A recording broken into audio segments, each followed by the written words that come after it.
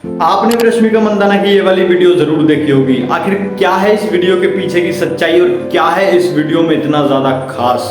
जय श्री राम। 19वीं सेंचुरी के अंदर एक टेक्नोलॉजी थी जिसका नाम था फोटो मैनिपुलेशन। धीरे धीरे उस टेक्नोलॉजी में इम्प्रूवमेंट हुआ और वो टेक्नोलॉजी फोटोज के साथ साथ वीडियो मैनिपुलेशन के तौर पे भी यूज की जाने लगी। अब धीरे धीरे जैसे ही टाइम बीतता गया इस टेक्नोलॉजी का नाम पड़ा deep fake AI. Deep fake या फिर फोटो मैनिपुलेशन टेक्निक वर्क करती है कोडर और डिकोडर टेक्नोलॉजी के ऊपर।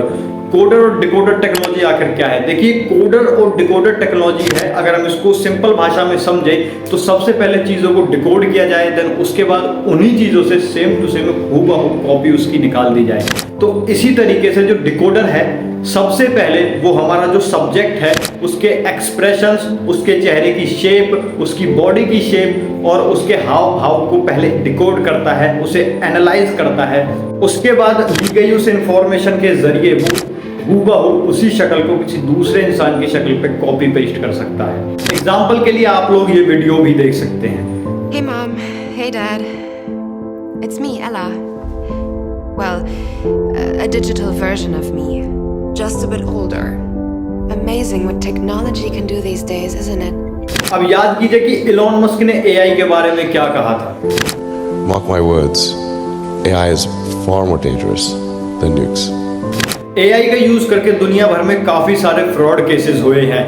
डीप फेक का इस्तेमाल करके ना केवल फेस बल्कि आपकी वॉइस और आपकी बॉडी मूवमेंट्स तक को कॉपी किया जा सकता है और उसी के जरिए आपके फैमिली वालों को लूटा जा सकता है। यहाँ इस आर्टिकल को देखिए, इस आर्टिकल के हिसाब से 83% इंडियन पीपल शिकार हुए हैं एआई वॉइस का। उन्हीं के फैमिली मेंबर्स की वॉइस थी और उसी वॉइस के जरिए वो अपने लाखों पैसे गवा चुके हैं। अब एआई बस यहीं तक लिमिट नहीं है, इसका इस्तेमाल पॉलिटिक्स, ब्लैकमेलिंग और पोर्नोग्राफी के लिए भी किया जा सकता है और बल्कि बहुत बड़े पैमाने पे इसका इस्तेमाल इन चीजों के लिए हो भी रहा है। शुरुआती दौर में डीप फेक बनाना इतना ज्यादा आसान नहीं था, ना किसी के बस की बात थी, बट आजकल कुछ वेबसाइट्स और कुछ एप्स की मदद से बहुत ज्यादा आसान हो गया है और इजी टू एक्सेस हो गया है हर एक इंसान के लिए।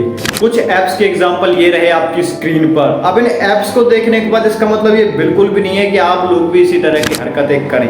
यहाँ पर मैं इंडियन गवर्नमेंट से एक छोटी सी रिक्वेस्ट ये करना चाहता हूँ कि जितना जल्दी हो सके डीप फेक जैसी चीजों पर बैन लगाएं। जितनी भी ऐसी वेबसाइट्स हैं या फिर एप्लीकेशंस हैं जो कि चेहरा बदलने या फिर वॉइस बदलने के काम में आ रही हैं, उन सबको जल्द से जल्द इंडिया के अंदर बैन करें, क्योंकि ये चीजें सिर्फ भारतीय जनता के लिए नहीं बल्कि आप लोगों के लिए भी हानिकारक हो सकती हैं। अगर आज रश्मिका मंदाना की वीडियो ऐसी बनी है तो कल अगला नंबर आपका भी हो सकता है या फिर आपके किसी रिश्तेदार का भी हो सकता है या फिर आम जनता में से भी किसी का हो सकता है। तो एक छोटी सी रिक्वेस्ट इंडियन गवर्नमेंट से मेरी ये है, कृपया करके इन चीजों को जितना जल्दी हो सके बैन करिए। एआई का यूज करना बुरा नहीं है, लेकिन अगर कोई चीज अपनी लिमिट से बाहर चली जाए तो वो बहुत ज्यादा बेकार साबित हो सकती है हमारे लिए। इसी तरीके से सेम एआई के साथ है। जब धीरे धीरे इंटरनेट शुरू हुआ तो उसकी ज्यादा लोगों को नॉलेज नहीं थी, लेकिन अब देखिए कितना बढ़ गया है। सस्ते डेटा पैक्स और हर किसी के पास अवेलेबल इंटरनेट की वजह से लोग अपने ऊपर ध्यान नहीं दे पाते, रिलेशनशिप्स खराब हो जाती हैं और भी काफी सारे नुकसान और परेशानियां लोग झेलते हैं। इसी तरीके से सेम टू सेम एआई के साथ इन फ्यूचर होने वाला है। एआई अच्छा है या फिर बेकार है, इस चीज के ऊपर मैं आप लोगों का ओपिनियन जानना चाहता हूं, तो कमेंट सेक्शन में अपना ओपिनियन जरूर शेयर करें और मैं उम्मीद करता हूं ये वीडियो आप लोगों के लिए हेल्पफुल जरूर रही होगी। तो मेक श्योर कि इस वीडियो को अपने दोस्तों के साथ शेयर कर दें। मिलता हूं एक और नई वीडियो में। बहुत बहुत धन्यवाद।